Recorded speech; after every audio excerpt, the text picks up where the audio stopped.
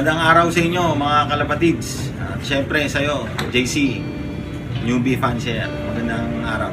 Ako nga pala si Anthony Jaira Nepomuceno, o mas kilala sa tawag na Engchongo. Isang fancier dito sa Santa Mesa.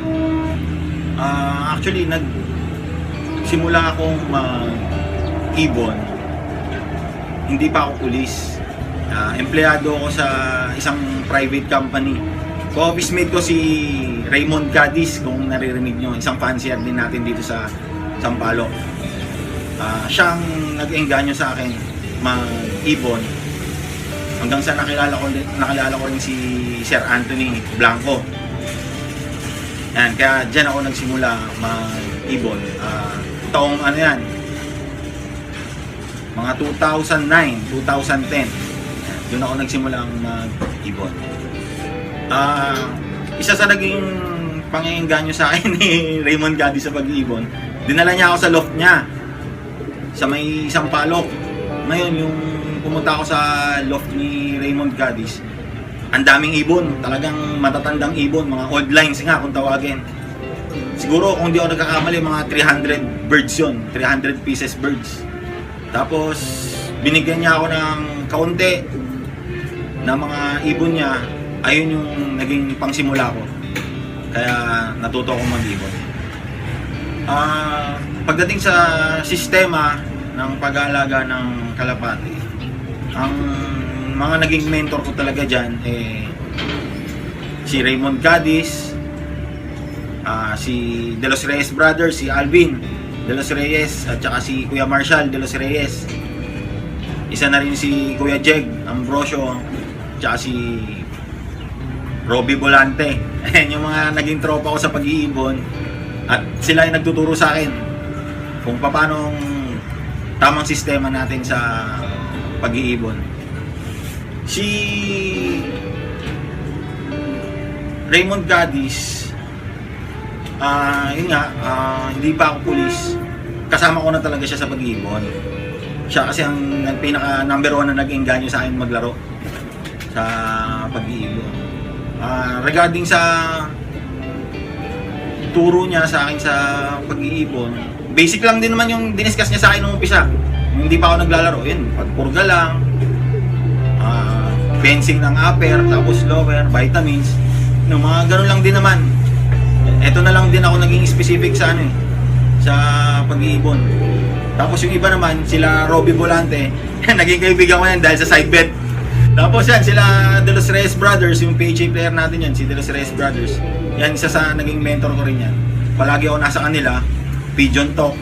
Yan, yung pag-ipagkwentuhan ko sa kanya, marami yung na-absorb, naririnig, ina-absorb ko, ina-apply ko sa mga alaga natin, mga alaga ko. Ang unang-unang linyada na hinawakan ko, yung nabili ko kay Raymond Cadiz pa rin. Yung Emil Dewart at saka Litar. Nabili ko sa kanya yan noon pa. 2009 o 2010 ko nabili sa kanya yon, yung Emil Dewart Litar. Ayun yung kauna-unahang bloodline ng ibon na hinawakan ko. Yung Emil Dewart Litar na yan, actually sa larangan ng karera ng kalapati, last year lang talaga ako naglaro. Last year lang. Ngayon, yung last year na sumabak ako sa MPFL, yung line ng Emil Dewart Litar na yan, nagdala sa akin ng maraming pulling winner. Maraming pulling winner dahil matulin talaga yung pairing nila. At sila rin yung napatapos ko ng ng Santa Ana. Tapos nagkaroon ng newbie edition. Since newbie nga ako, so qualified akong sumali dun sa newbie edition. Yung nagkaroon ng newbie edition, nakachamba na naman tayo. Ako ang nag-champion nun. Nanalo ko ng ng e-bike at saka konting cash. Newbie edition lang yun, lahat lang kami doon newbie, yung mga naglalaban. Ako ang pinalad. Ang daily routine ko sa pag-iibon, bago ako magsampa ng training, ang unang-unang ginagawa ko, nagpupurga ako. Pagtas kong magpurga, kinabukasan, bibigyan ko ng probiotics. Pagtas ko magbigay ng probiotics, 7 days, titirahan ko ng lower respiratory. Cleansing nila yon 7 days. After nung 7 days na yon, magbibigay ako ulit ng probiotics. After nung probiotics, 7 days ulit, upper respiratory naman. After ng 7 days upper respiratory, probiotics ako ulit. Tapos, mga 10 days, ulitin ko yung purga. After 10 days na yun, pag nagpurga ako ulit, yan, dyan na yung maintenance ko. Yung probiotics, yung electrolytes, naghahalo ako ng cod liver oil at saka super science sa feeds. Yung ang ginagawa ko regular sa ibon. Ngayon, pagdating naman sa derby, halimbawa, arrival natin, Sunday. Pag dumating ang ibon ko ng Sunday, ang binibigay ko kaagad dyan is antibacterial. Kasi hindi natin masabi, galing siya sa ibang lugar, baka nakainom siya ng kung ano, nakahalo siya ng ibang kalapate. So pagdating ng ibon, antibacterial kaagad ang binibigay ko. Pagbigay ko ng antibacterial, magbibigay ako ng light mix lang. At saka ko sila bibigyan ng pang-recovery. Gaya ng Vitabuli, Ideal Pills, Glucose Honey, Recap-Light. Yan ang mga pinapainom ko sa kanila. Pagdating ng Monday, natural system ako. Nagbe-blender ako ng bawang, kalamansi, tsaka oregano. Kung titingnan nyo, meron akong halaman ng oregano dyan, 5 paso. Bine-blender ko yun. Every Monday yun. Every Monday. Tapos pagdating ng Tuesday, balik na sila sa electrolytes, multivitamins, at saka sa super science. Hanggang Thursday. Pagdating ng Friday, loading ng gabi yun, lahat yun plain na. Plain water na lang din ang binibigay ko, wala nang halo, bago ko sila ikarga. Ang daily routine ko sa pag-iibon, gigising ako ng mga 6:30 ng umaga. Titimpla muna akong kape. Tapos yan, nakakita ko dito sa loft. Re-release ko yung ibon ko, bago mag alas 7 ng umaga, nagre-release na ako. Habang nagkakape ako, napanood ko lang silang lumipad, tsaka pag nag-ranging. Ngayon, babalik yan ibon. Dami kasi yung pinapalipad ko, nasa 100 mahigit yan eh. So, pagbalik ng ibon, papapasukin ko kagad sila. Magpapakain ako 9:30 ng umaga. Hindi lalagpas yun. Palaging sakto, 9:30 ng umaga. Tapos, papainumin natin sila ng tubig. Alas 10 pa lang, tatanggalin ko na rin yung tubig nila at saka kainan sa loob. Pagdating ng mga alauna ng tanghali, pagtas ko rin mananghalian, aakit ako ulit sa loft. Paliliparin ko na naman yan. Tapos pagtas nila lumipad, mga 1 oras, papasok sila ulit. Bibigyan ko na sila ng electrolytes. Tapos pagdating ng mga 3 o'clock o 3:30, paliliparin ko ulit yan. Sakto na yun, pagkapasok nila ng mga 4:15, sakto na yun, 4:30 ng hapon, kumakain na sila kasi. Yun lang. Ang para sa akin, ang tamang edad ng isang breeder, at least mga 1 year. Para sa akin, para sa akin. At least 1 year. Kasi, ano na siya sa 1 year old na ibon, para sa akin, ano na siya, fully developed na siya. Base na siya, matured enough na siya para sa breeding niya. Actually, pagdating sa basis sa mga breeders, newbie nga ako eh. So, ang ginagawa ko, nagbe-base lang ako sa bloodline. Kapag ito nabili ko, halimbawa, nabili ko to, Emil Dewert. I-prepare ko siya sa nabili ko rin na Emil Dewert. Ayun lang yung pinag-prepare ko. Yung regarding dyan sa eye sign o sa itsura ng ibon, aminado naman ako sa sarili ko. Wala ako masyadong alam dyan dahil nga last year lang tayo nag-start magkalapate. Ang breeding ko, ang buwan ng pagbe-breed ko dito sa loft ko, nag-i-start ako December 15. Pero yung hindi ko pa sila na-prepare, nakahiwalay ang cock at hen. Yung conditioning process ko, mga 3 months bago ko sila i-pair. Sa conditioning process ko, ang kinakain lang nila is barley. Araw-araw barley, umaga, hapon barley. Tapos Yung ligo, yan, hindi nawawala yung ligo. Ngayon, December 15 ako nagpe-pair. Mga 1 month before December 15, dyan ako nag-i-start mag-purga, mag-cleansing ng upper and lower respiratory nila, tsaka magbigay ng mga vitamins. Bago ko sila i-pair ng sakto December 15. Ngayon, kapag nag-pair na ako ng December 15, dalawang clutch lang ako. Para hindi rin mabugbog masyado yung mga breeder. Dalawang clutch lang ako. After ng dalawang clutch, binibreak ko na sila. Binabalik ko na sila sa pahingahan nila, hindi na sa breeding cage. Ayan, dito na, dito. Sa mga bloodline na hawak ko, ang paborito kong gamitin talaga is Emil Dewert cross ko sa litar.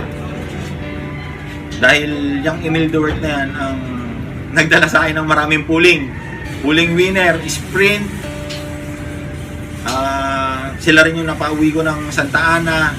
Itong mga trophy na to, galing rin yan sa Emil Dewert Litar. Mga pulling champion yan. Emil Dewert Litar lang talaga ang favorite ko. Regarding dyan sa kulay ng ibon pagdating sa arera, totoo yun, yung mga off-color, especially yung mga puti yung pakpak, madalas talaga nagninisnis yan. Pero nasa pag-aalaga mo yan. Kung maalaga ka sa ibon mo, magpaligo, kaya mong i-maintain yung magandang pakpak niya. Pero kung sa papipiliin mo sa mga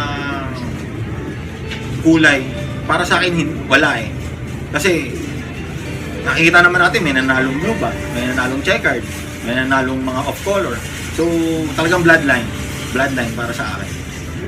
Yung mga club na sinalihan ko since last year na nag-start ako mag-racing is MPFL, NHPC, APR. Yan lang tatlo ang pinaglaruan ko, pero na-focus ako sa club ng MPFL dahil siguro siya na rin yung pinaka-malapit sa akin, pinaka-convenient sa akin.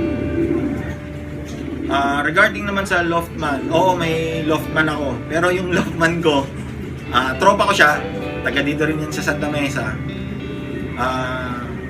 Wala rin siyang alam sa pag-iibon, pero mahilig rin siya mag-alaga lang. Parehas kami.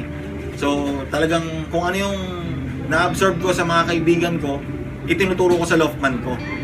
Para pag wala ako, nasa trabaho ako, yung sistema na ginagawa ko, Loftman ko ang gagawa.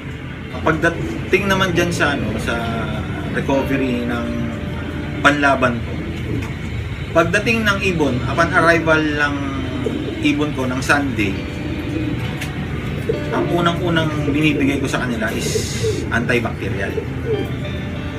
After ko silang bigyan ng antibacterial, papakainin ko sila ng light mix lang, kagaya ng mga sneaky mix, yung madaling matunaw.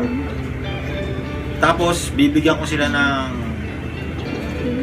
ideal pills at saka Vitabuli. Para pagdating ng hapon, mas magana silang kumain. Ngayon, pagdating ng hapon, sneaky mix pa rin ang binibigay ko. Regarding naman sa iniinom nila, nagmi-mix ako ng water, honey, glucose at saka Recaplite. Yang apat na yan, pinagsasama-sama ko ay nang binibigay ko sa nila after ng race. Regarding naman sa achievement ko, since nag-start akong mag-racing, ito Benamanong trophy ko.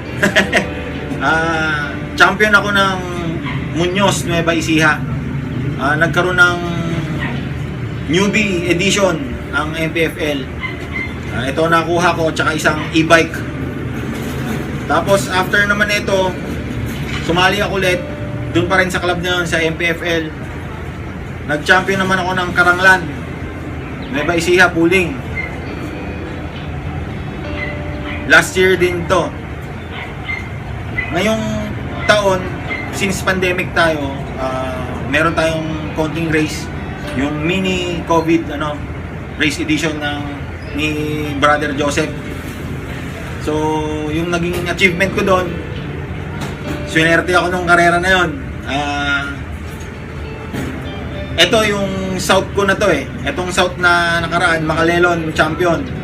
Pero yung north natin sa sa mini COVID race natin, pinalad ako noon, nagkaroon ako ng 3 laps champion. 3 consecutive lap champion. Yung mga trophy ko, hindi ko palang nakukuha. Medyo busy.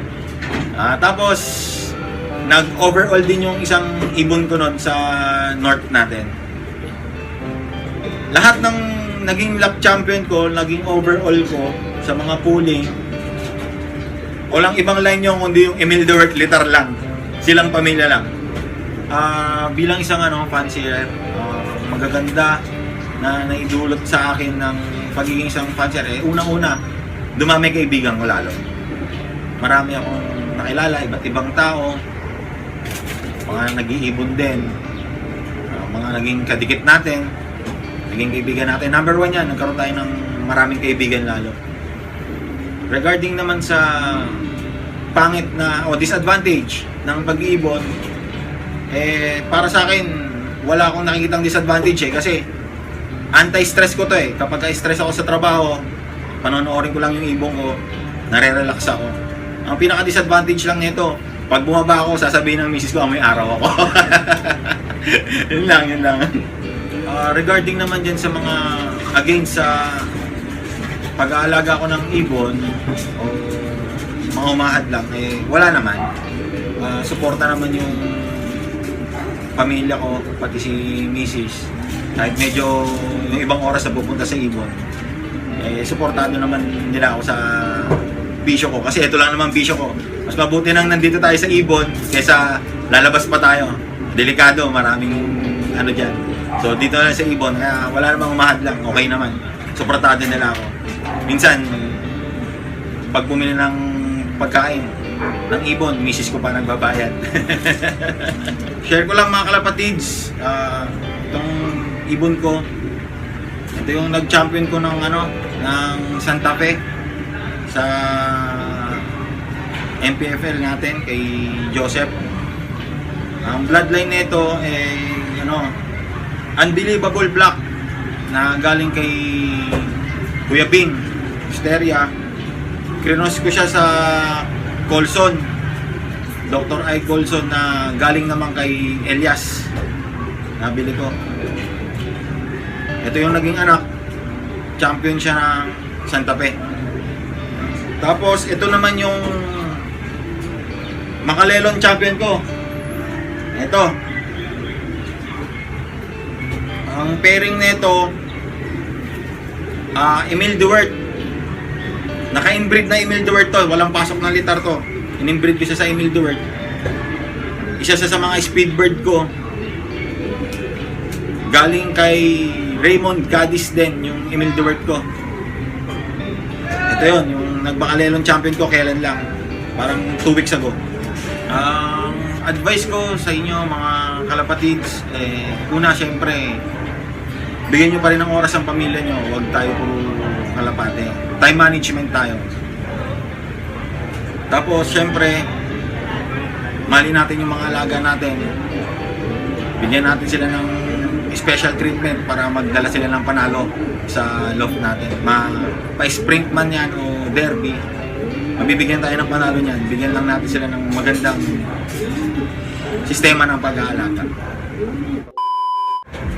Siya nga pala mga kalapatids, meron tayong bubuksan na bagong club sa industriya ng pag-iibon. Hopefully by January makapag-operate na kami.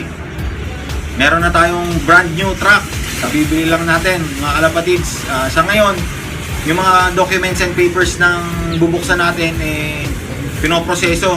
So pakihintay yung ipopost ko at i-update ko sa Facebook. Inaanyayahan ko kayo, sali kayo sa club natin, supportahan nyo at magiging maganda palaro natin dito.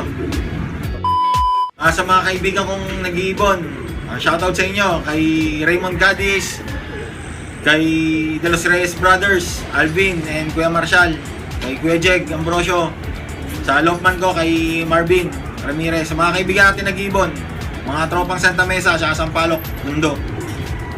Shoutout sa inyo. Ito, shoutout rin nga pala kay Kuya Bing Dino Escarlan. Yung mga ibon mo, tumitira sa akin. Shoutout sa'yo. Tapos mag-subscribe tayo kay JC, the newbie fancier. Like and subscribe tayo and share. Thank you.